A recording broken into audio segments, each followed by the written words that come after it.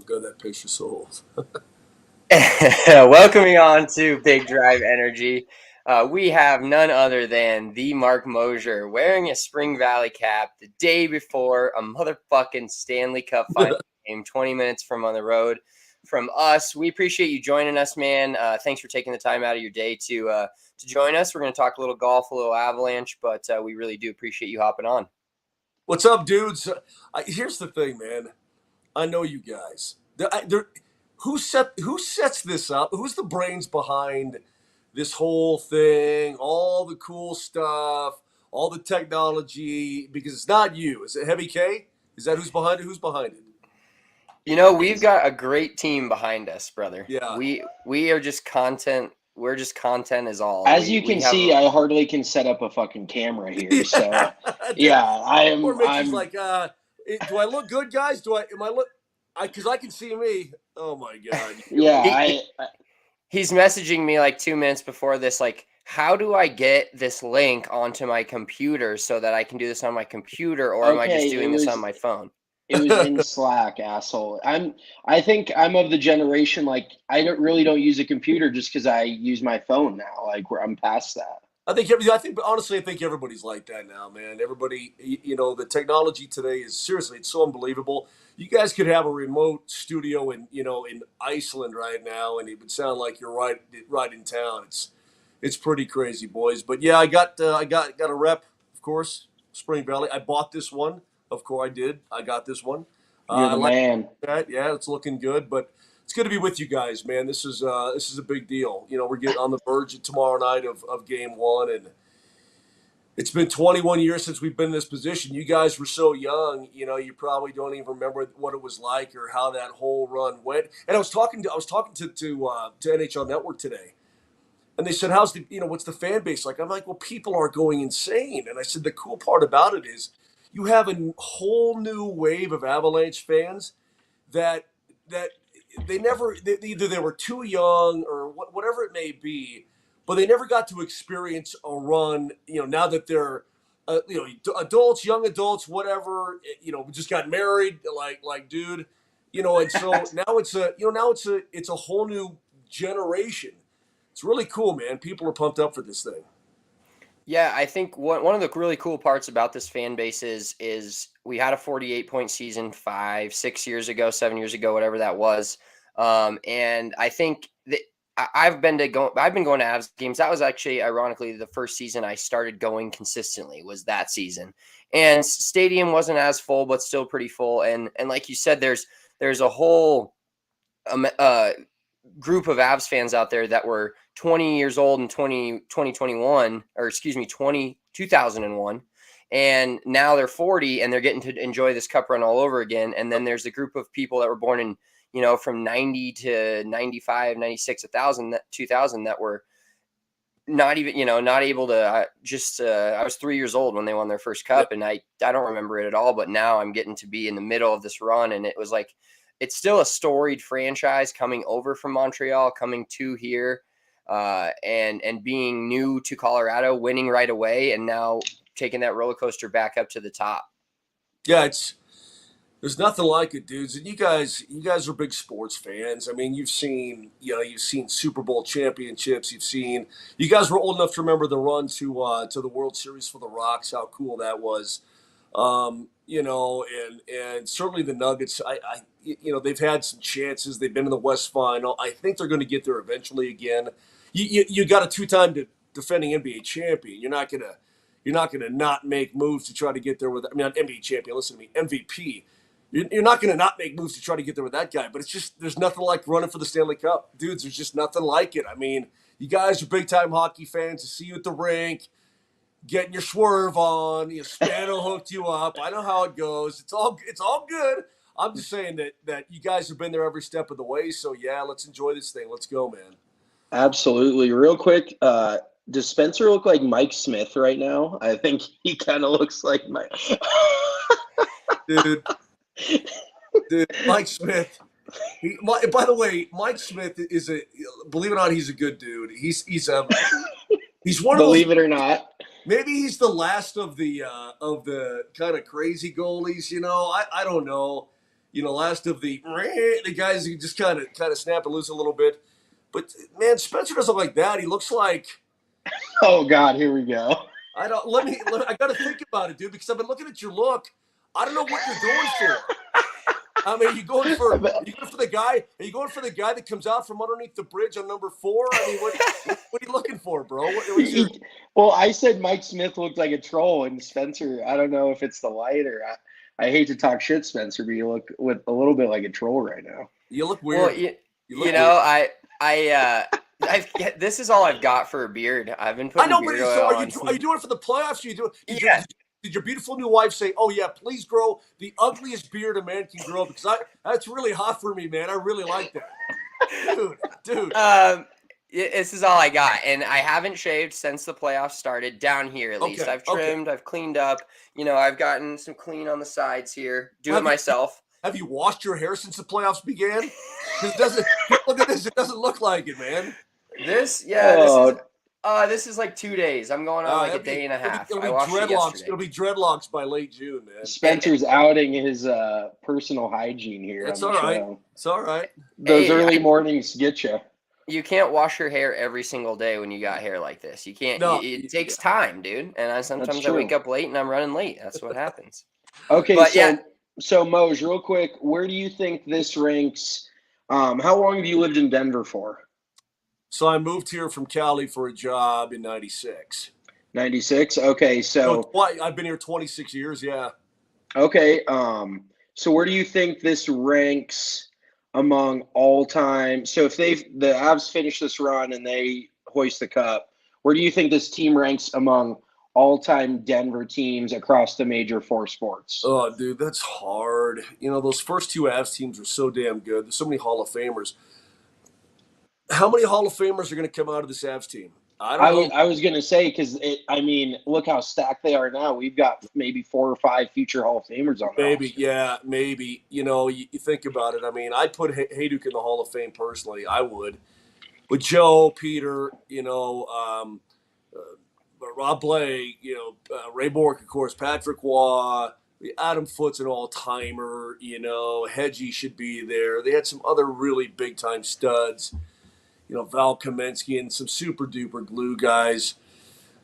Man, this team's, how many teams have won a championship? Well, you've got 3 Broncos Super Bowls, 2 Stanley Cups. Nuggets have never won an NBA title. Rockies certainly have never won. So it's got to be right in the Knicks' top 5 now.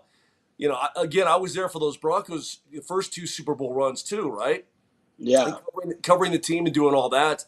And they were such good teams. I mean, they were they were really good. It's hard to believe they went into that first Super Bowl against Green Bay as like a 14-point dog. Insanity. They win, and they blow out the Falcons. Man, where do they rank? Where does this team rank? It depends if it wins. It's got to win. But it's a really good club, dudes. I've never, again, Joe Sakic talked about it today in his news conference. He said, he's talking about the defensive core.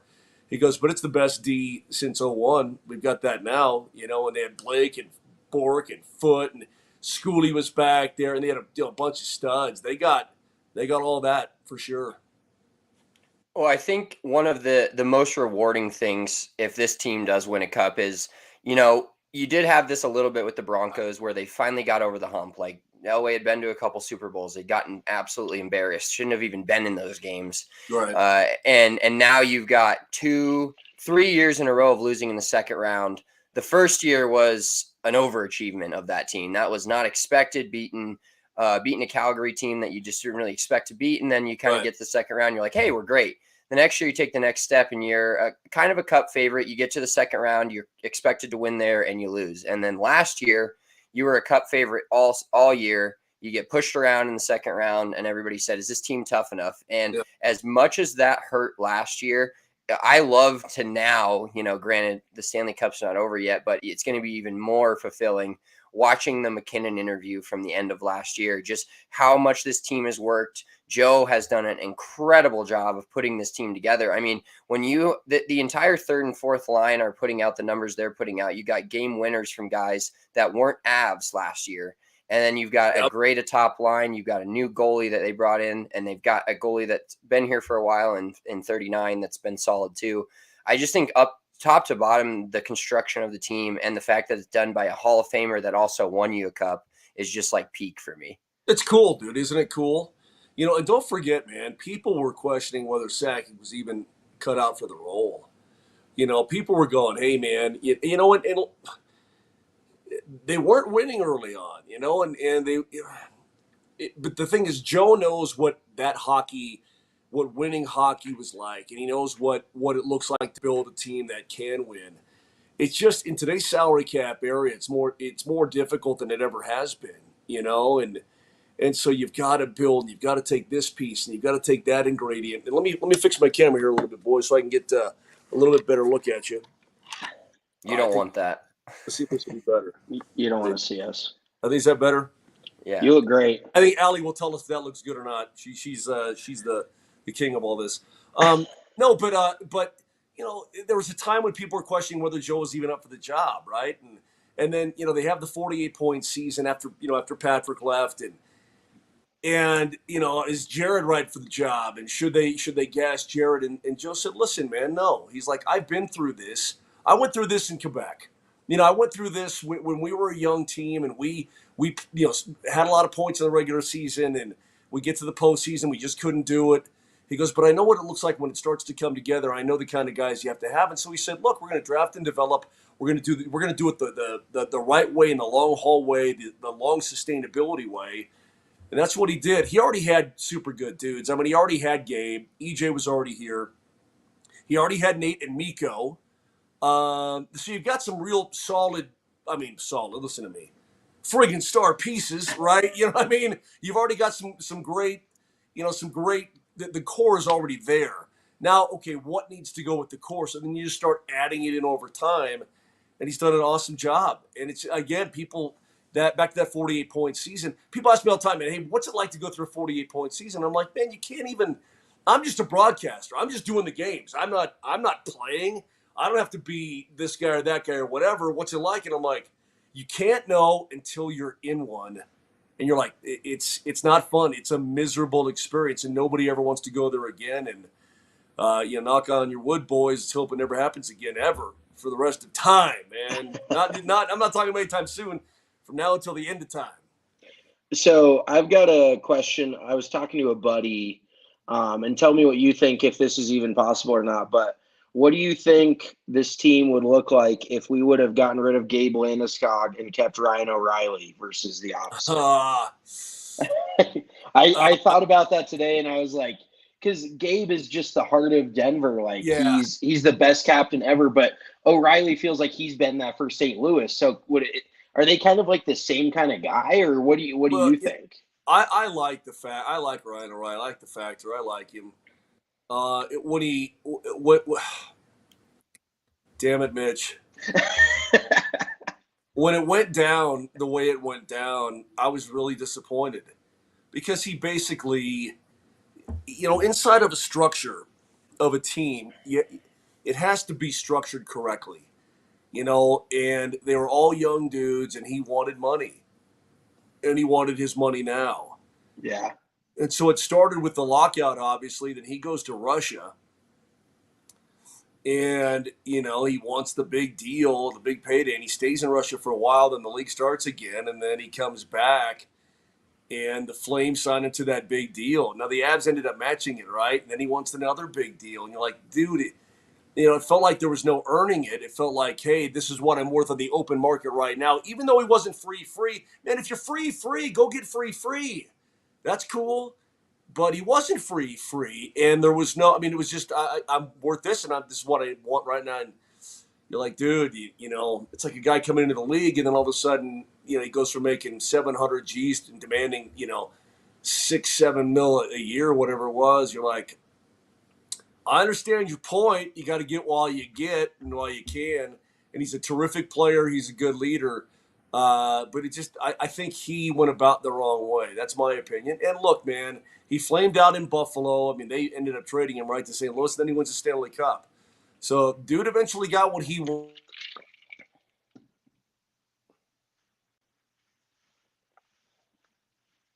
Oh, did we lose Moji there? Did we lose Moser? Oh, Let's talk for a little bit before we'll get him reconnected. oh, there. there you go. That you or me? I think that was you. Oh, It was you. Was my wife on the internet upstairs, something like that? It's you, not me. Doing a FaceTime call to Russia. She's messing with me. Back to O'Reilly real quick. No, but seriously, dudes, it's like it just. I think the whole thing went down in a weird way, in a tough way, and I'm like, it was pretty bothersome, guys, and so.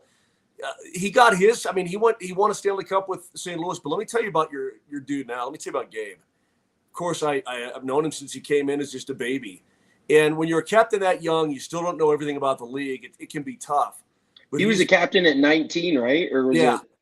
Yeah, that's insanity. He's the ultimate captain now, dude. I've never seen dude happier on and off the ice in my entire life ever. I mean, his life is full. He's got a beautiful family. His team is winning, but he's playing great. I mean, he's playing at a super high level. And you think about his postseason and his regular season, even though he missed time with injury, he's like a 90-point guy. If you add it all together, he's just been flipping awesome. So as far as the leadership goes, man, I'm taking 92 all day and all night, and I'm not holding any grudges. I'm not. I'm just saying that the right way and everything else. I like our guy big time. For sure. Well, I mean, for me personally, if I woke up in the morning and looked in the mirror and got to see what he gets to see, I'd be pretty fucking happy too. The dude's a man rocket. You want to hear? Oh yeah. You want to hear something? Well, yeah. When you look at Spencer, he's like, I would too. Look at my beard. So you guys probably don't know the story behind this, but it's going to blow your minds.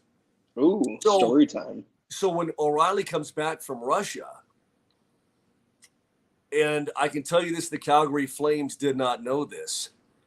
And the Avs wanted to keep him. Don't get me wrong. I mean, they were bent over to the barrel to pay the money to match what the Flames offered. But they signed him to an offer sheet. But the league rules were and are that if you come back from that league, you have to clear waivers. So if the Avs had not matched the Flames' offer to Ryan O'Reilly, they would have had to give up multiple first-round picks, and he still would have had to go through waivers. Oh. And the worst team at the time, I believe, was Columbus, and they would have claimed him. No shit. Can you imagine that? Can you imagine the Flames signing him? They don't get him because he has to go through waivers. So then Columbus picks up that deal, but they have to give compensation to the Avalanche. That would have been wild, man. Never seen it before, but that's the way that would have gone down had the Avs not matched that deal. Yeah. You just put my brain in a pretzel. I know, dude. Isn't that crazy? And so if you're the Flames, you're like, okay, now we just lost a bunch of first-round picks because we signed him to this, this dollar amount. But we also don't we don't have to pay the money, but we don't get the player because he had to go through waivers and he was claimed by those guys. It's just bizarre, dude. It's bizarre. That's insane. Yeah. That's wild. So before we talk about a little golf, I definitely want to get into everybody wants to know what the day in the life of a player is like. Everybody's like yearning for that. But me growing up as a kid, I wanted to be a broadcaster. I wanted to be Marc Moser. I couldn't think of a better role model than you to be somebody. And so give us a day, let's go. Fire, dude. Let's go either pre-COVID or now if it's good. Like, what does the day in a life for you look like? Let's go either home or on the road. From waking up to and the radio show, we know if you guys aren't listening to Altitude 92.5 with Moser, Lombardi, and Kane in the morning, I don't know what you're doing. That is on my Twitch feed at my computer at work from 6 a.m. to 10 a.m. The pro shop, baby. Love you guys. Thanks. Yeah, it's on all the time. But what is the day in the life like of being with the team, getting on the road, all that good stuff? Well, okay, let's take dude, it's a long day. So, you wake up early. It depends on how much, prep work I need to do in the morning for the show because we're on at 7, right? And so I can wake up at 6 most days and, I don't always get a shower because, I just throw a hat on and do our thing. But some days I do. If I have to, like tomorrow, I've got to be at the rink at 6:30 in the morning for the show. I'm doing it from the Yeah. rink. Oh, So okay. I'll leave the house probably at, I'll probably leave the house at 5:45 or stop and get a coffee or maybe, I'll make some, before I leave or whatever. But, you get up early and then you're on the air. 7-Eleven So burrito. whenever you get up, you're on the air at 7, off the air at 10. Quick shower, get to the rink for skate. Watch morning skate, listen to the players talk, maybe do an interview. Then, listen to the coach. Home by, let's say, 12:30, something like that. Maybe have a little lunch, try to finish up some game notes and that kind of thing, get some things going about the other team. Maybe get down for a 45-minute, an hour nap. Then up, showered, suit, the whole 9 yards, to the rink. Typically, I'm at the rink by 4:15. Then it's all kinds of, pre-production. So it's Colorado Avalanche Hockey on Altitude is brought to you by Spencer's lame beard and by Mitch's big old wrist chain. So they get that kind of thing, right? You know what I mean? You know what I mean? That's so then you do all that. You look at, all the graphics that have been built for the game that night. You've got to rehearse. You've got to do all this kind of stuff. And then you have a little 10 minutes here, 15 minutes there. You're off. And then the pregame show starts at 6:30. So then you're at the beginning of the pregame show, sometimes on the bench doing an interview, sometimes in the booth with Pete. And then, the puck will drop at 7:08 and you do the game until what? 10 o'clock. And then, a little post-game show, and then you leave, and I'm home at 11, and then doing the same thing the next day. I love that. And one question I had too about this is, so when you get to the playoffs, obviously as a broadcaster, you're part of the team. You want this team to do well. It makes it more fun to call games. It makes it more games in the year. Obviously that's more work, but I think any broadcaster would trade their spot or your spot with theirs right now, being in a Stanley Cup final. But how much different is it now that and correct me if I'm wrong, I don't know exactly what you guys are doing because Altitude doesn't necessarily carry these games and you don't get to call it like a normal regular season game. But do you still enjoy it as much doing whatever you guys get to do now, and kind of talk about what you guys get to do during the Cup finals? I know I saw you and Victor before the game in the Western Conference Finals kind of doing some spots. So what does that look like for you that you don't get to officially call it? Same kind of thing, but I'm at the rink a little bit later in the afternoon, I suppose. And then we do like a Facebook Live. We've been doing a half-hour pregame show, but now we're doing an hour pregame show on Altitude, so it's long, man, a lot of stuff. And I'll do a Facebook Live, do a couple of hits. Kyle will anchor with Riker. They anchor. JML's in there sometimes. I'm in there sometimes. McNabb's in there sometimes. And then I'll do a couple of hits, from maybe I'll be on the concourse if I'm on the road, or I'll be out front of the arena, around Avs fans, that kind of thing. And then during the game itself, not a whole lot to do. I have been sitting in with Connor on the road and being like his color analyst guy in the radio booth on the road, just to, he was by himself and they said, you want to do, you want to do the games? I said, yeah. He's like, come on, do the games. I'm like, cool, that sounds good. Yeah, it's hard because, you're as a broadcaster and as a guy who's a play-by-play guy, you want to call the play-by-play. But the national guys take over, man. They, after the first round, it's all national TV. And they pay a lot of money to do that. And I dig that. I understand it. But the local guys kind of get, little Spanish Archer, get moved aside. And it's just the way it goes. But I'm involved still doing a ton of stuff. What's really cool is that I was asked 2 days ago. So the NHL does an international feed. So this is a broadcast that goes out to every country that's not Canada or the U.S. Okay. And like the feed will go to Sweden. They have guys in studio back in Sweden who will call the game themselves. Finland has brought some dudes over. I think some other countries will probably, they'll convert it to their language, right? They'll talk over me or whatever. But EJ Raddick and Kevin Weeks do it. They do the game, the international broadcast on the TV. But EJ has a graduation he has to go to for his child. It's a family commitment. So the NHL called me 2 days ago and said, hey, man, you want to sit in with Kevin and do the international game? I said, yeah, thank you for thinking of me. I think it's probably because oh, Moser's already in Denver. You don't have to fly anybody out. We'll ask him to do it, you know. What an honor, and like to Yeah. get to share the booth with Weeksy. That's Oh, awesome. dude. And he's such a great dude. He's a great broadcaster. Was talking to him this morning. He's like, we're gonna have so much fun. I'm like, yeah. So they thought of me, and I get to at least call a Stanley Cup game, and that's pretty cool. I mean, it's a big honor when the league asks you to do that. And I'm really looking forward to it. Of course, EJ's awesome too. He'll be back on Saturday for game 2.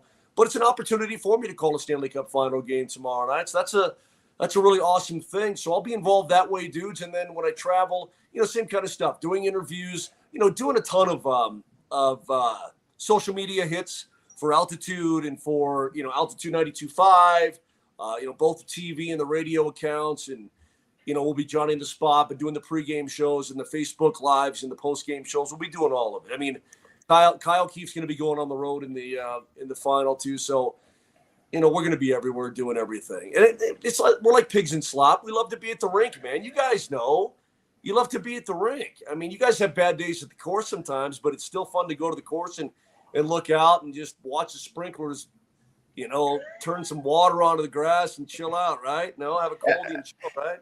Absolutely. And that's such a huge Spence. honor for you, man. I'm not going to go full throat on you here, Moj, because you're a good dude and I love you.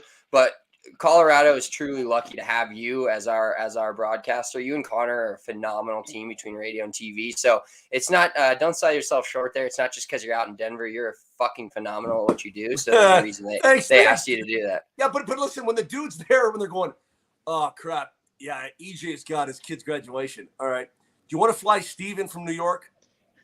How about Mike in from Florida? Johnny from LA?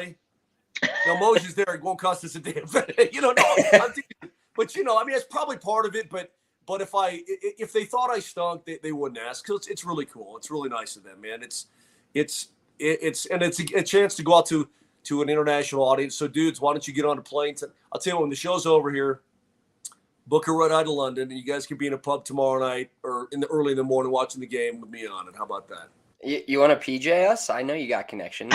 We'll PJ over there. Yeah, I have no problem with that. Dude, what's funny is I've never even been on one. I've sat in one. My buddy had a jet, but I've never actually flown on a PJ, man. That'd be so awesome. Ever in my whole life. You should have negotiated that when the NHL asked you to do this game for them. So yeah, I'm in town, but if you can get me to like Turks and Caicos, you know, yeah. Right. So I got one other question, and I'm sure Spencer does, but I want to get a prediction. Before that, have you been to John Michael Lyle's wine cave? And has he given you any good bourbon or of any sort? I have not.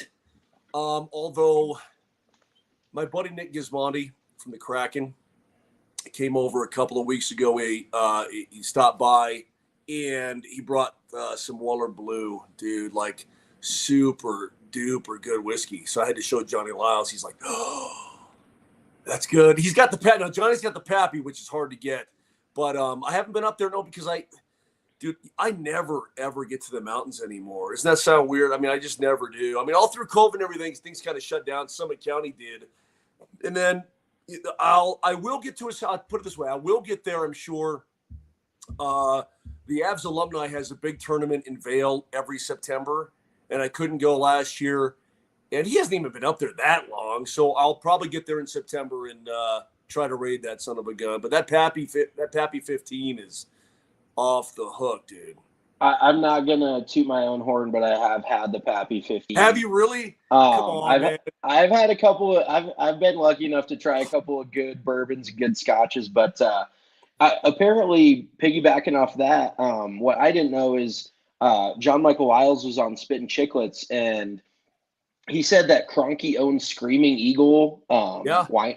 So he said they were going to get a bottle of Screaming Eagle if they go to the Stanley Cup, which obviously they're there now. So I had no idea that. I mean, well, I guess they're billionaires, that's only some of the best wine on planet Earth, right? I heard it's like $2,500 a bottle. Yeah, dude, like the guys like me, they're like, if I ever got any, it'd be like, you know, an eyedropper. You know what I mean? Like. That's like, I mean, it's way too good for a dude like me, especially for dudes like you. Oh, 100%. Yeah. Now my wife, you know, she could have that, but no, man. But he does, and it's. I've actually tasted that. It's unbelievably awesome, you know. And Mr. K he does it right. Trust me when I tell you that. Is that a Napa? Yeah. Okay. Yeah. Wow. I know. You know what? I'll tell you what. If somebody after around, I don't live far from where you guys work, so come over and check out the Moj Wine Cave, and we'll tap into that a little bit. Ooh, Hell yeah. We'll have to take you up on that. So this is a golf podcast, and we will get into a little bit of golf. But first of all, I golf. I used to golf a lot more than I do now, and you guys have seen me. You've seen me in my best and worst. So yeah, let's get into that sometime here. We've definitely we've got some good golf questions for you, but we want to tell you guys about DraftKings Sportsbook, and I just checked my app. Avs are minus 175 to win this series, so a fairly heavy favorite going against the team that's won 2 straight Stanley Cups, but I'm feeling confident about it. And we're about to have an NBA champ crowned as well. So join the finals action with DraftKings Sportsbook, an official sports betting partner of the NBA. New customers can make any $5 NBA bet and get $150 in free bets instantly. You can also have a huge payday during the NBA Finals with a DraftKings same-game parlay. So we know Steph made 0 threes. That's not going to happen again. I'd be looking at Steph Curry over in threes for Game 6. I do think Boston finds a way to win Game 6, and this goes to 7. I'm hoping the Stanley Cup is not quite as long. I hope it's a 4 or 5 game series in the Avs' favor, of course. So make sure you're downloading the DraftKings Sportsbook app now. Use our promo code DNVR and make any $5 bet during the NBA Finals, and you get $150 in free bets instantly. Promo code DNVR only at DraftKings Sportsbook, an official sports betting partner of the NBA. Must be 21 or older, Colorado only, new customers only, minimum of $5 deposit. Restrictions do apply. See DraftKings.com/sportsbook for details. And if you have a gambling problem, call 1-800-522-4700. We also have another read, which is Manscaped. And ironically, you guys were giving me shit about this fucking grungy ass beard I got. But downstairs is clean as fucking Moji's face over there. So I know Moj is going. There's no 5 way. o'clock shadow down there. All right. Yeah. Where's the mute button on this? Hang on a second.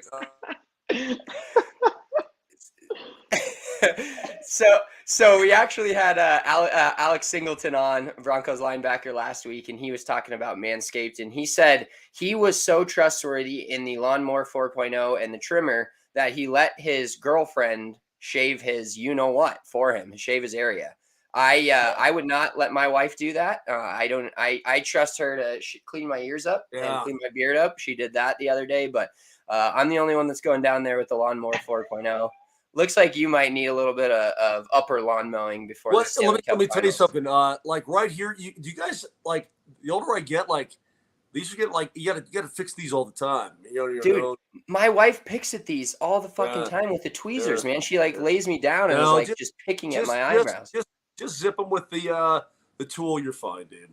Yeah, we'll get you can use promo code BDE. That's like Big Drive Energy on manscaped.com and receive 20% off. They have that whole kit. You got the crop mop, the crop preserver. You got the foot spray. You've got the Lawnmower 4.0 with a light on it. You can shave. You can use that in the shower. I actually have 2 separate ones. I have one for my face and one for my lower area. So I keep that hair, because I don't know what hair is cleaner currently. Maybe the hair on my down low is a little bit cleaner than the hair on my face, but keep those razors separate. I got 2 Lawnmower 4.0s with the light. It's amazing. So use that promo code BDE. You're getting 20% off all products at manscaped.com. All right. I'm not part of this, but let me try to clean this up a little bit. Mitch. Yo. We're all adults here, and we can all talk about, taking care of your situation. That's cool. Yeah. But your brother's overly enthusiastic about it. I think his amount of enthusiasm about it is bordering abnormal, and that's all I'm going to say. Now, it's a great product. I'm sure it's a great product. Don't get me wrong. No, he definitely is into it for sure. I was actually just thinking. His eye. I was thinking, what if we called it like bald blank energy? Oh God! It's BDE. What about that? I feel like that's pretty good. But yeah, Spencer definitely. If he He takes all the time away from his face and focuses it on his Well, you know what? on Some guys, other areas. because there's not much you can do with this. He might as well spend all the other time elsewhere, if you know what I mean. Yeah, well, and he's married now, so it's not Yeah, like anybody looks at it but himself, anyways. So exactly right. Exactly. Well, yeah. Speaking of ad reads, I am married and I'm getting fat, so you're gonna have to hook me up with that Absolute Beauty Solutions read you got. I need a little fucking suck out of my tummy. I love that. I actually love that. Where's that sculpting at? I will call them and I will tell you are actually you don't need it. You need it. I need Spencer, it. you don't need it. Dude, I need it. Dude. I could definitely use some sculpting. Yeah, absolutely. I got you. Man. No problem. Yeah. Oh, He knows a guy. I know the dude. Perfect. Well, Spencer, should we talk a little golf with Moji Sandbagger over here? Yeah, let's Sandbagger Moji. So you guys know my story. You know the whole thing. You know how it went down. No, so going back to my days at the Bear, we call it Black Bear Golf Club, 2012. That's the first time I ever met Marc Moser, and I was just a cart kid. I was cleaning carts, I was washing, picking cigarette butts out of carts, washing people's shit off, and I got off one day at work at 1 o'clock, and I was like, hey, I want to go play some golf. I'm trying to get better. I'm trying to pass my PAT, and the head pro sends me out to the first hole. He's like, yeah, just go out on the first hole. There's a couple guys out there, and I show up and. I'm a diehard sports fan. I'm the biggest fangirl there is over any of and even still hanging out with you, I'm like, holy shit, this fucking Marc Moser. All my friends are like, oh my god, you got to see Marc Moser today, and our kids at the course. Yeah. My wife was saying, why don't you do that more? Get him out of here. I get to the don't number let one your head tee. get too big, Mo. Spencer's a fangirl. I am. Oh, he is. And I get to the number one tee, and it's fucking Marc Moser and Alfred Williams, and I'm like, what the? We had a great time. We fucking killed a rabbit. We did the whole bit. But dude, it was the worst. Should we tell the story? Yeah, you're better at it. It was so terrible. So we're on 11. And we're driving. So there's this big giant bush. Big, like a whole rabbit colony could live in it, right? And it's right next to the cart path on 11. And we're driving up, and the cart girl is driving towards us down the path the opposite way. And we had just teed off, and we're driving up. And as we're driving, a baby rabbit, not even like a little guy, but not a full-grown rabbit, but like maybe a teenager, right in front of the cart. Squashed it. Dude, it wasn't just squashed.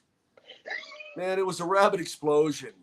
So the problem is the cart girl coming the other way saw the whole thing. We couldn't see the rabbit explode, but she did. So she breaks down in tears. And she's sobbing because this rabbit just got thumped before her very eyes. And I'm sure it was incredibly traumatic. And we're like, well, there's nothing we could do. I mean, we're literally just driving. Like, dude, intentionally, like he had to join a club, he had to make this, he had to run the gauntlet, right? And he didn't make it. And he literally ran out in front of the tire on purpose. That's what all I can think of. And he got thumped. But it was bad, dude, because he just went boom. I'm like, oh my God. So she's freaking out. What, did she have to call her dad or something, Spence? Yeah, she literally called out sick for the rest of the day. Yeah, she did. She had to leave and everything else. Moj made sure to stock up on a fucking 12-er because she was out. I'm like, Moser's like, well, if you're heading out, give me 12 of those Heinekens. On Heinekens. that card. I mean, hey, listen, don't be running off yet. Dude, it was.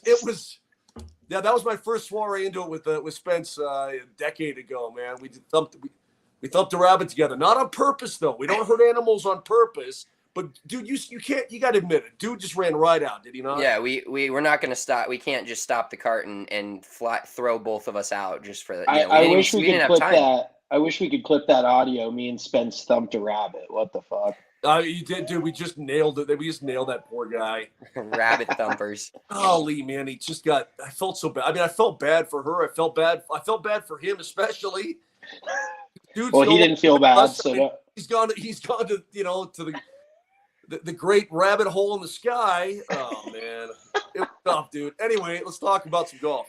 Yeah. So how did you get into golf? Like, what? Growing up in California, I bet there was some great spots. Did you get into it super early in life, or did you get into it later? My dad was never a golfer, and then he started golfing when I was a kid.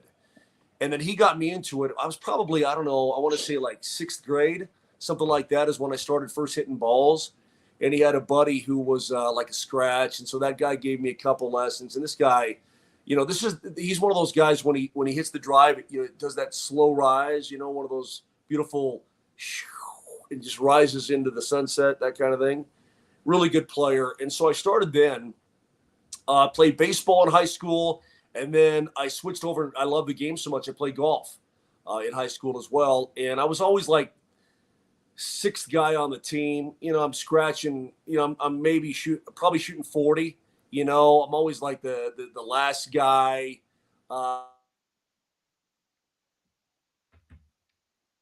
Oh, Moser's wife, man. She's just on these FaceTime calls. That's a great. We should clip that. I know that face right there, Kayla. You gotta get a screenshot of that. It can't be me. That's got to be you.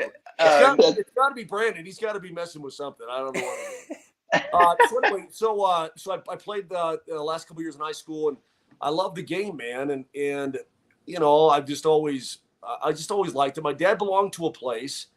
And I honestly, though, I wish I was like you guys. I wish that I had put way more effort into practicing back in the day, because I just like to play. I'd go out there and just thump the ball around and had a good time. And I always had kind of a naturally pretty decent swing. I could make contact and score. But I always wondered, man, if I actually gave the effort, if I actually tried to be somebody at the game, could I be a scratch? I don't know. The lowest I got down to, I think, was a 3.9. And I couldn't play to that now if you put a gun to my head, not a chance. Well, so I think you realized when you got to a 3.9, you couldn't win any of the net games, so you started pumping that shit back up. Dude, I'm showing up. I've seen you swing it, Moser. You look like a scratch fucking player. I gotta give a pop to a dude on every hole. He happens to get lucky and knocking on the green in 2. I'm automatic. It's tough to be in the fairway knowing you got a hole out to win the hole. You got to knock it from 136 in. You got to drain it to win the hole. It's like that. That's tough, man. That's tough. Yeah, the last time I kept a handicap, not trying to brag or anything here. Fucking go. I haven't heard this before. I was a plus 3.8. So even if I play with a dude who's a 5, I'm giving him probably 7-8 shots. Yeah. And it's ridiculous, because the lower you're, and I'm sure, well, you obviously get it. I don't know if anybody else gets it, but the lower you get, the harder it is to shoot your handicap.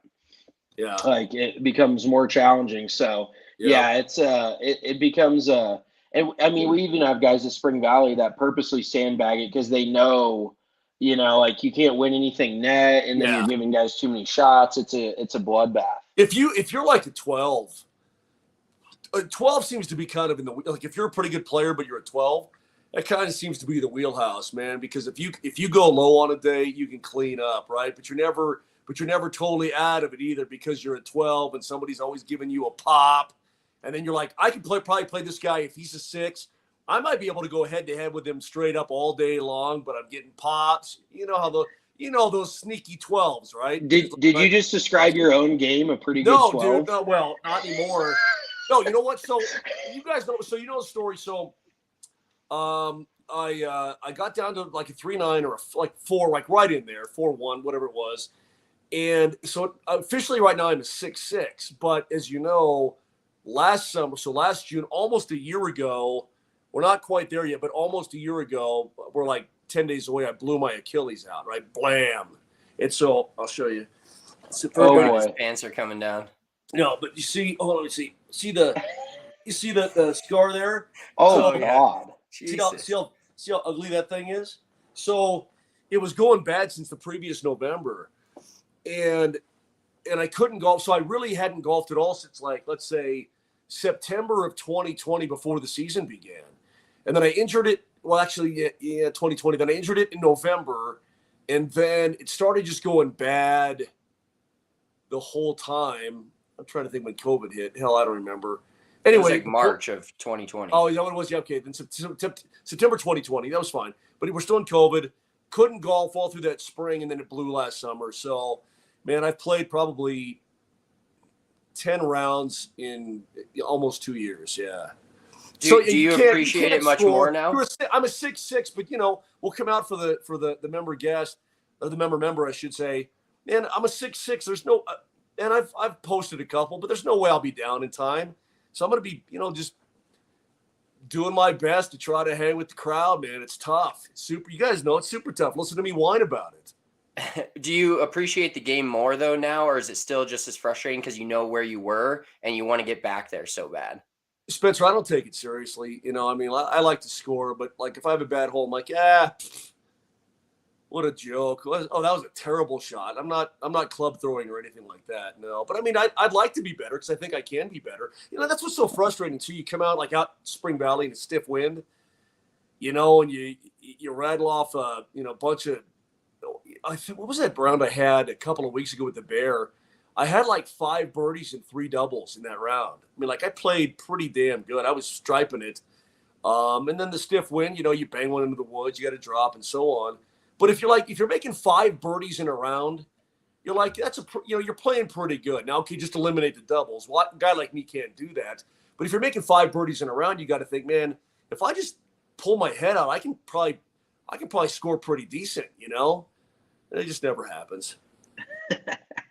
Honestly, nowadays, dude, if I ever shoot like a 76, that's a big deal for me, But typically now it's going to be 79 to 87, somewhere in there, 87 seems a little high. I think you're maybe after about 18 Heinekens, but so Moser, that's part of the process. If the Bears driving, then heck yeah, absolutely.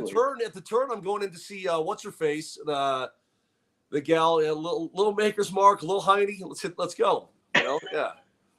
Absolutely. Well, so you've been in Colorado for a while now. I'm sure you played some pretty good golf. What's your favorite golf course you played in Colorado? Let's go kind of a 2-parter, private and public. Favorite private course. I just played Cherry Hills on Friday. Oh, you're so spoiled. I know, dude. And let me tell you something. They're still doing an awesome job, and that rough still feels like BMW Championship rough. It's awesome, though. My favorite private course in Colorado is probably Sanctuary, to be honest with you. Does that sound weird? No, it's like the private course because there's only 2 members, Mr. and Mrs. Lineker. That's it, right?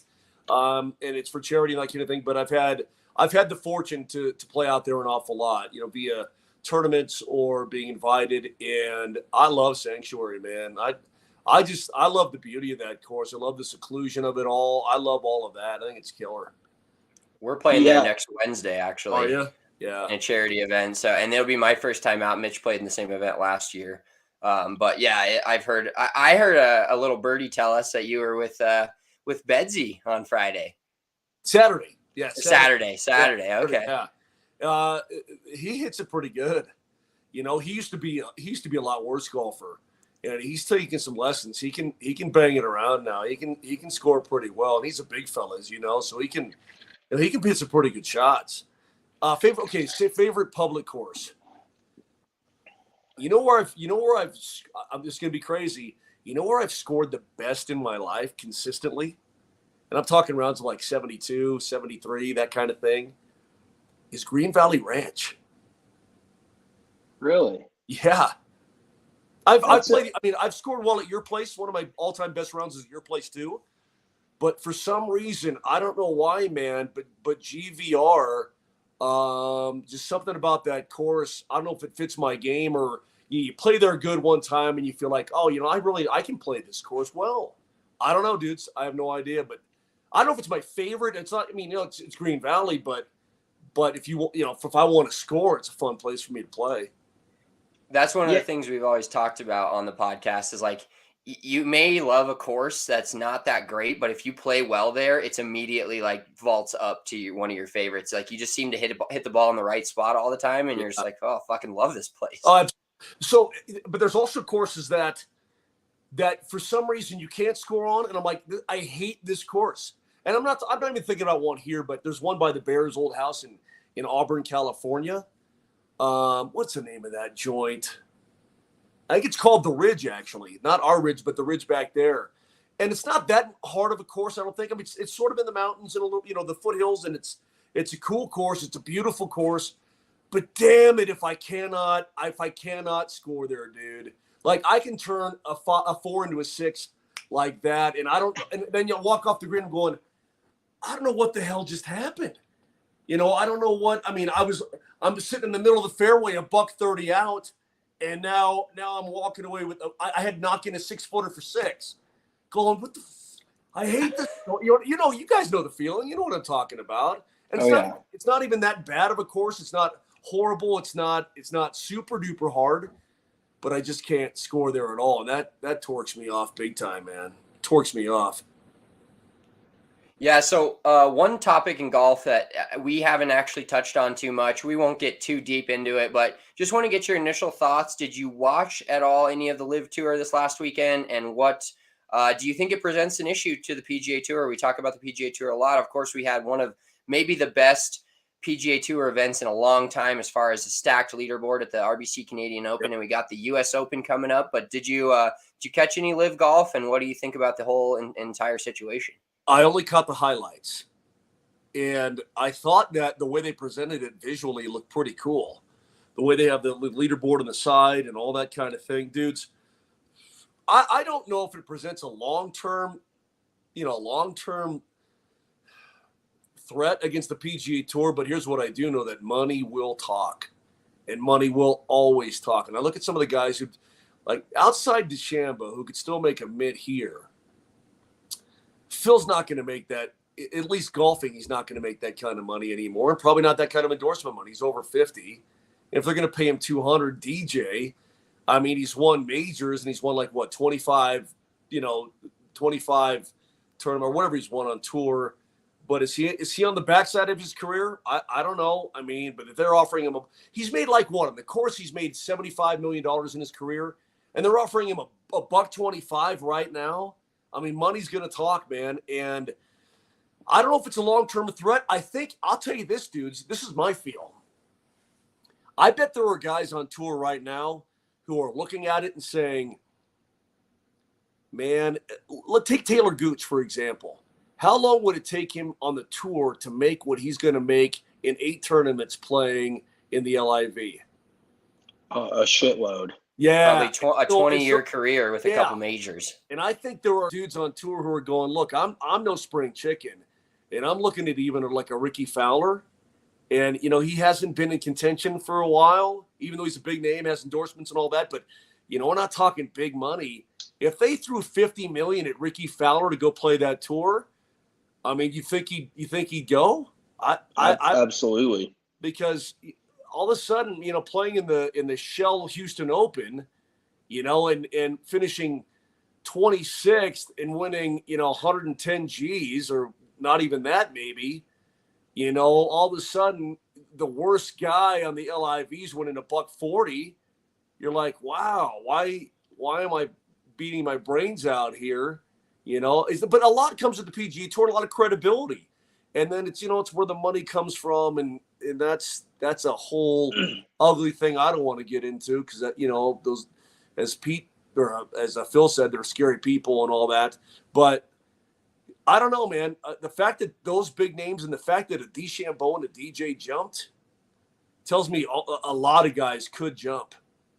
Yeah, well, my thought, kind of like yours, I would say, is I think it makes the most sense for mid-level guys that aren't making, because the PGA Tour is very top heavy. You've got your top guys like Justin Thomas, Jordan Spieth, and outside of DeChambeau and Johnson, like you just said, a lot of these guys are probably making, I would bet, somewhere in the $3 to $7 million range a year between endorsements and on the course. But like Justin Thomas, those guys, they're probably making 15 to 25, somewhere in that ballpark. So for those top level guys like Rory, I mean, Rory could live forever off of just what Nike's paid him in the last 10 years. Yeah. So of course he's gonna announce his allegiance to the PGA Tour. But if you're worried about a major, Mitchie, if you're worried about a major, let's say you're Kevin Na. And you weigh the odds. Would you like to win a major? Well, hell yeah, you would. But does Kevin Na think he's ever going to win a major? At this point in his career, is Kevin Na ever going to win a major ever?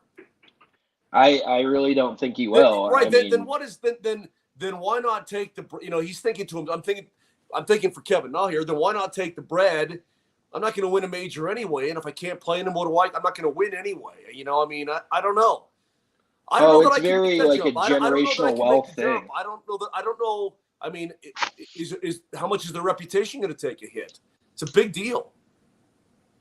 Yeah, and at what point do you not care about your reputation because you have $100 million in the bank? Like, and from what I could be wrong, but I heard it's tax free, Really. which is even more fucking nuts to Well, wrap less, your head but around. but if you're living in, if you're living in Pennsylvania, what do you got to do? You got to move to Monaco or something like that and establish a tax haven, or I don't know. Oh, I'm sure they've all got offshore Yeah. accounts. Who knows? But I mean, you go from Phil paying, well, because Phil even moved from California over to Florida because he was paying probably 40% income tax in Yeah. California Yeah. to now, No, like, yeah. I No, mean, no state tax in Florida. Yeah. oh God, yeah, Texas, Florida. I mean, there's already guys flocking there because they just want to keep more of their income, and then Yep. you have, and like you said, I mean, that's so tough. I obviously it's tough from an integrity standpoint to decide if you want to make that jump or not. But there's so many other things in America that are funded by Saudi Arabian money that nobody knows about. Like I'm Yeah. not, there's definitely I'm not taking their side, but there's two sides to it where it's like, oh, have you really researched where I mean, even the PGA Tour has stuff over in the Middle East, and like, there everybody's got a price tag at the end of the day. Yeah. And I think that for these guys, it's been a very calculated decision. But DeChambeau's in, and he's at the peak right now. I mean, he's not an old guy at all. And he's got, and I think for the big guns, I think for DJ, I think for DeChambeau, guys like this, even Sergio, they've still got some exemptions left, right? Because the Masters is its own thing. Unless the Masters follow suit, I heard a birdie say too that the Masters would follow the PGA Tour's lead and not allow those guys to play. But does that mean they won't give invitations to guys on that tour? Would they deny former Green Jackets the inability to come back and play? Because Ooh. that would be totally unprecedented. You know what I mean? And Ian Poulter he said this. He goes, aside where the money is coming from, I've played on tours all the time, all over the world, Euro, Asia. He goes, I play all over the globe, and it's never been a problem before. And it feels like this is incredibly, they're trying to punish him. It's very punitive. So he's got a point there, but it's hard for me to ignore, the badness of the people behind it, what they've been accused of. And now I think we know what they've done with the journalist and all that. Specifically one dude, you know what I mean? So it's like, it's tough. It's a hell of a dilemma, man. But at the same time, too, I'm a golf fan. I don't want to see the PGA Tour, leached of top talent. I really don't. I didn't even know how to watch the LIV Tour, dudes. I didn't even know how to do it. I guess it was online, right? Yeah, YouTube. It was mostly live on YouTube, and it did have a little bit of a Formula One feel to it with all the teams, and I think that part's interesting. And I do think that I think it's good for the PGA Tour to have a little bit of competitiveness and have not necessarily guys jumping, because that's the key for me. I think the PGA Tour, as long as it's still got the Rorys and the Justins, like that's why we tune in, right? And as long as it keeps those guys and doesn't allow like top AMs or guys on the come up, if those guys don't leave, I think the PGA Tour is pretty safe. But I think if those guys start hopping over and you've got maybe 5 guys you want to watch on the Live Tour and 4 guys you want to watch on the PGA Tour, you might be tuning in some of your viewership time over to that Live Tour. But I think overall the overall concept is an interesting product. And I love that something is different and changing. And this is one of the best things to happen, just the game of golf in a long time, because so many people have been talking about it. Yeah. And it seems like the 2 best things to happen to the game of golf were COVID and this Live Tour, which are both extremely big touch point topics that I'm not going to get into because first of all, I'm not smart enough to talk about it on a live show in the right capacity, but just for the game of golf and to get people talking about it that normally wouldn't, I think is a good thing to have the PGA Tour have a great championship like they did last weekend and have a huge crowds. You know, that one guy almost died at the Live Tour and getting knocked out. Just stuff like that is funny, and it's nice to see something different because the PGA Tour can be a little bland and all the tournaments every weekend, getting people to tune in every week is a little bit much. But I don't think it gets to a point where it's like, oh man, I'd rather watch the Live Tour than the PGA Tour. Plus, think about it, dude. There's no cut, and it's only 54 holes. Like, these guys have got to think that they've, but they don't care. I mean, they're Well, yeah, like let me ask you this though. Let me ask you this. You guys both are pros. Let me ask you this. Like, for me, if I ask you, would you rather win the PGA Championship, okay, as a player, or would you rather win a Ryder Cup as part of Team USA? I'd rather win a PGA Championship, I think. Spencer is a Very selfish son of a selfish. bitch. I'd have to say, being a part of a winning Ryder Cup team, I don't think that could ever, look at Ian Poulter. You take his career and basically flip-flop it to the American side. He has no majors, but he has multiple Ryder Cup wins, and obviously everybody's going to say that, but he's came out and said he would never trade his Ryder Cup victories for a major. So, that is a predicament, though, because those guys will not get Ryder Cup points. Oh, by the way, there's one guy, if he wants to go there and stay there forever, I'm okay with it. Who is that guy? Patrick Reed. 100%. Yeah. And that dude could play in an ice cave in Antarctica for all I care. I get that dude out of here, man. He is not my dude. That guy. So it's funny how you have your dudes and not your dudes. Spencer, that guy is not my dude. Did you see Club Pro guy the other day asking, who did he ask at the memorial? Would you rather have Patrick Reed's reputation or John Daly's body? John Daly's body. 100%. All day and all night, the guy said, yeah, what was it, poor pro, yeah. I've already got John Daly's body, so yeah, good point, yeah. I can speak when I say I would rather have my body than Patrick Reed's reputation. Yeah, I mean... Well, and if guys like that keep going, I think that actually, as much as Patrick Reed's been a pretty good player, been important in some Ryder Cups, I think guys like that and guys like Bryson you're either hot or cold on Bryson, but I think guys like that actually help the PGA Tour. It's like Kevin Na. Nobody fucking likes Kevin Na. Yeah. So having him go over is like, oh, cool. Bryson draws a crowd, dude. He draws a crowd. Like, he's such a douche. Okay, but people love to watch him hit the ball, dude. Yeah, there is definitely a place for heels like that on the PGA Tour. But yeah, I've just never been a fan of that guy, and that's a hill I'm willing to die on. So, well, I will die on my Reed hill. I've just never. Watching the indiscretions of that, the lack of morals from the guy, man. You guys know that he knows, right? You know he knows, right? Tell me he knows. Well, yeah.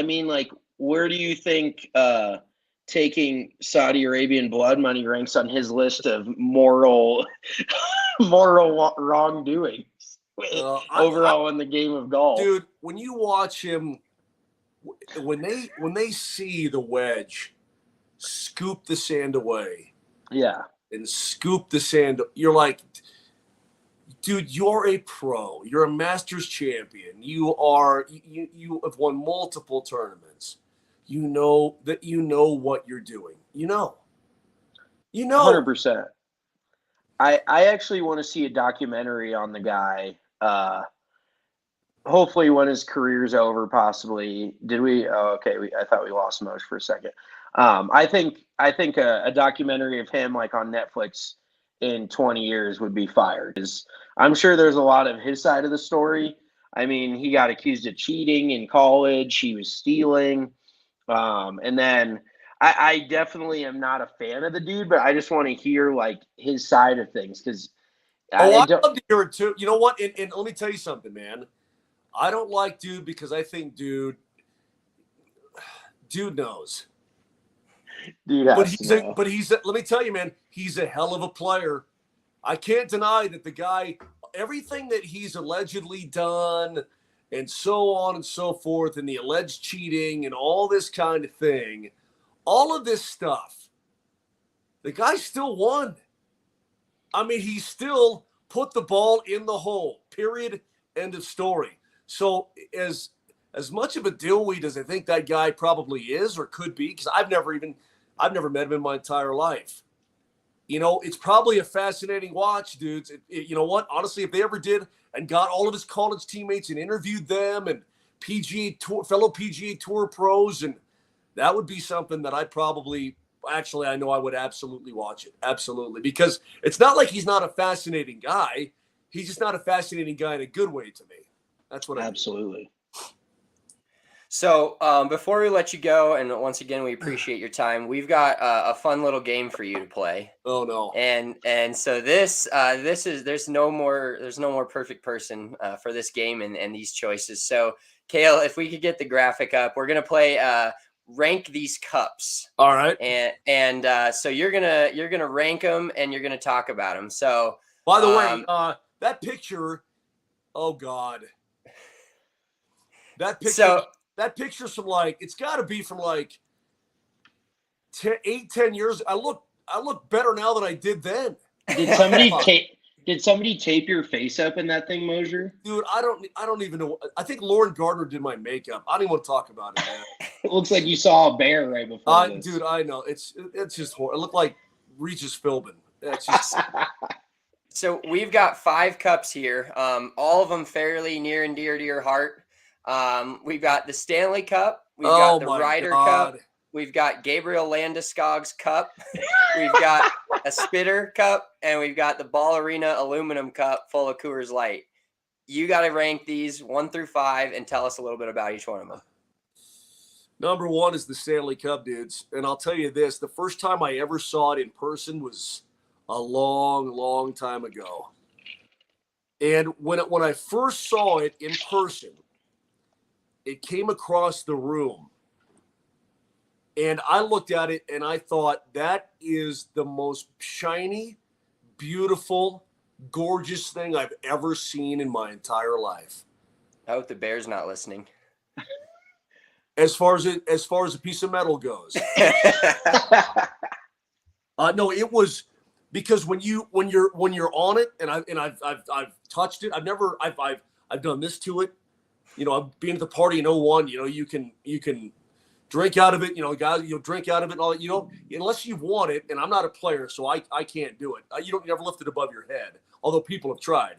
But it is the shiniest, gleamiest, coolest thing. And here's what's best about the Stanley Cup. Dude, it is immortality. Once you win it and your name is on that thing, it's on it forever. Now, again, they'll take bands off, but they'll put them in the Hall of Fame. You know, the old bands go in the Hall of Fame. But it is the coolest thing ever, man. It's hockey immortality. If you win, you've won it forever, and that's really cool. So that's number 1. All right, let me see the list again, please. Let's check it out here if I can take a look at it. What was the I forget what number 2 was. Number 2 we have is the Ryder Cup. What's number 3, Gabe's? Number Cup. 3 is Gabe's Landeskog's Cup.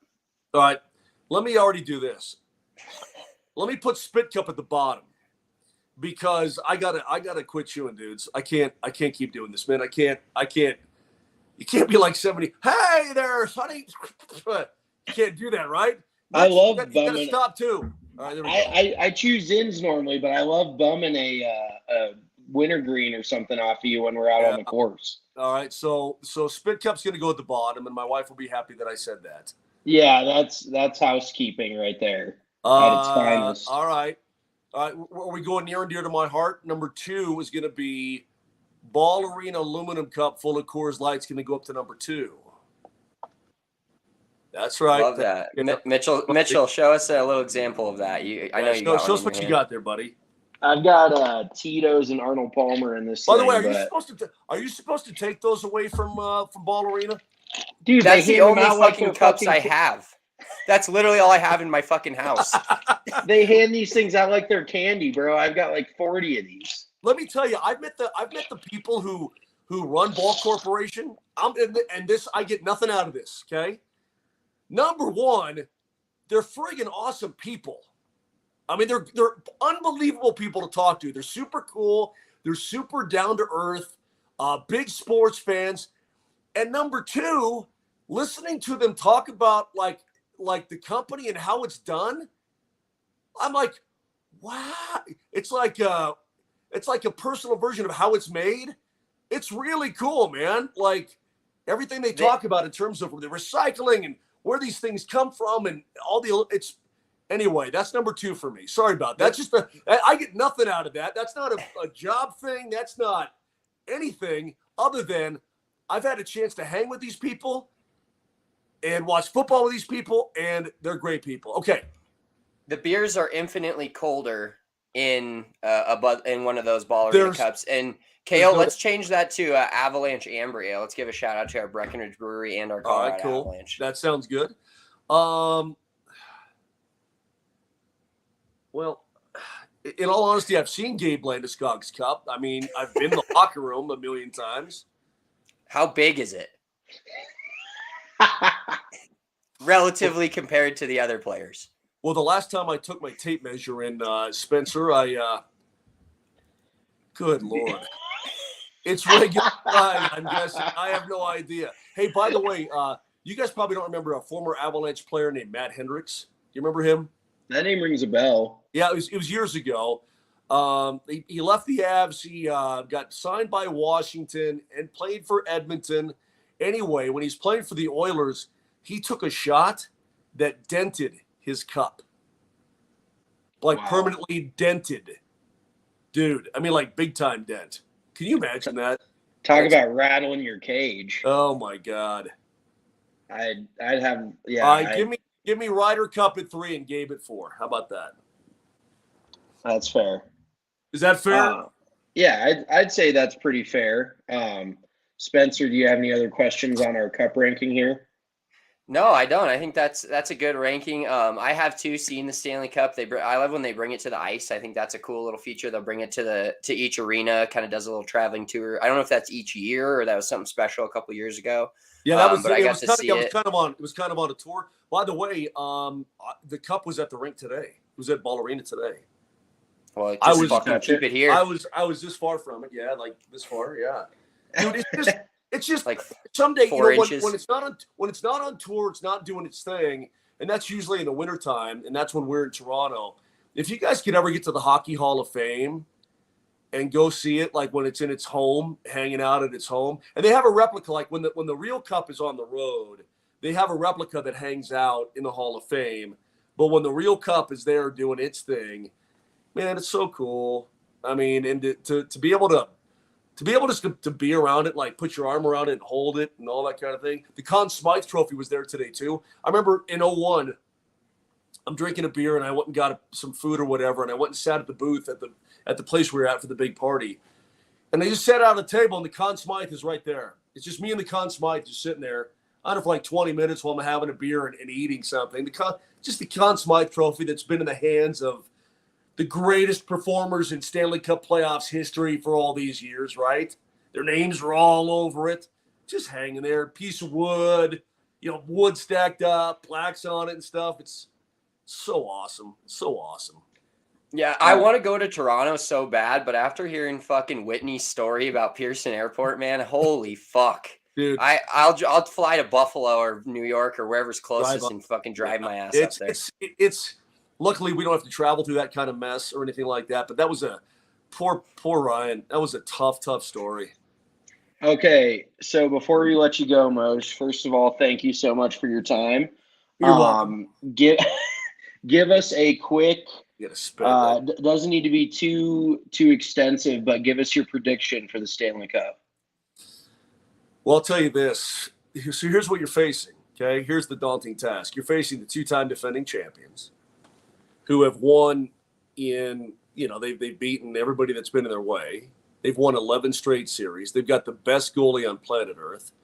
They've got unbelievable forward group, former Norris Trophy winning defenseman, big, strong. This will be the biggest decor the Avs have faced all season long. Does that sound tough? That sounds pretty tough. But I can promise you, boys, I was looking back through it from the start of their run back in the bubble. They've never faced a team like they're going to face in this Colorado Avalanche team. I can promise you that. They have never faced a team with this much speed. They've never faced a back end that's this good. They've never faced what the Avs are going to throw at them in terms of shots on goal per game. So, and if you look at the betting public, you go back to your sponsor there, Spence, and look at it. The Avs, all that being said, the Avs are the favorite in this series. I mean, the betting favorite anyway. I think it's going to be long, and I think it's going to be difficult. But I think, having been around this Avalanche squad, dudes, I'm telling you, the level of determination and poise and understanding of what it takes and the want to and the commitment, I don't even know how else to say it. And here's the thing. Every dude believes in themselves and they believe in this team. Every single guy realizes that this is an opportunity that they may never see again in their entire lives. Jack Johnson, I interviewed him today. You know, he's in his late 30s, guys. He's never, ever had the opportunity to play for it, let alone win it. He's like, I've just been waiting for this forever. I'm telling you, man, when you have that kind of want inside of you as a human being, and you know that who knows, and life is funny, hockey universe is funny, you may never get the chance again. I think the Avs are going to do it. I think and let me say this, having looked back at the whole run, again, the Lightning have never faced a team like this in their entire ever run. They've never played a team that's this good, that's maybe as focused, maybe as desirable, but never this good. This Avalanche team is that good. And is there an MVP? Is that how that works? Is there a Stanley Cup Finals MVP? What is that called? Well, there's a Conn Smythe winner for the MVP of the playoffs, yeah. And so that's the Conn Smythe trophy I was talking about. And right now, I think if the Avs win, it's going to be Cale Makar. And let me tell you something about their goalie too. You know, Vasilevsky he's unflappable. I mean, you could put 6 on him, and the next day he could shut you out. And that's the way he is. His brain shuts off game to game, and he's awesome. But he is not unbeatable. Yeah, he's won 2 straight cups. He's big, strong, athletic, talented. He's the best goalie on earth. But he is not unbeatable, and he's certainly not unbeatable for this Colorado Avalanche team. Wait until you see them in Game 1. They are going to burst out of the gates like at the Kentucky Derby, and they are going to go. And so it's, in all honesty, it's going to be up to Tampa. It's all this, how are the Avs going to solve Tampa? How's Tampa going to solve the Avs? And I'm not kidding. Love that. That is no better way to end a show. Stanley Cup Finals tomorrow. Moj, we appreciate you. We will see you, but not remember you. Probably the next couple of games, 1 and 2. We're going to be there having a great time. And I know it's a thing. I can't miss it. I had to mortgage my house, but, you know, I had to take co-payments out, do a little refinance. Honey, but listen, I'm going to be there. Honey, we are on Top Ramen for the next 9 months. And I can't bathe or cut my hair. And sweetheart, you can't get your nails done. I mean, we've mortgaged everything. It's not gonna go over well, but it's gonna be worth it. It's gonna be worth it. Appreciate you, Moj. That's it for us, guys. Enjoy the U.S. Open this weekend. We'll get our big bet energy picks out to you tomorrow. I am on a complete heater right now, picking top 10s and top 20s like it's my job, even winners. With the last major, I had Justin Thomas, so we'll throw those out on Instagram and Twitter tomorrow. I had Justin. Oh, you picked Justin Thomas. What a hot take. What a shocker. Oh, fuck this. All right, we're out. Peace. Have a good weekend. Go Avs.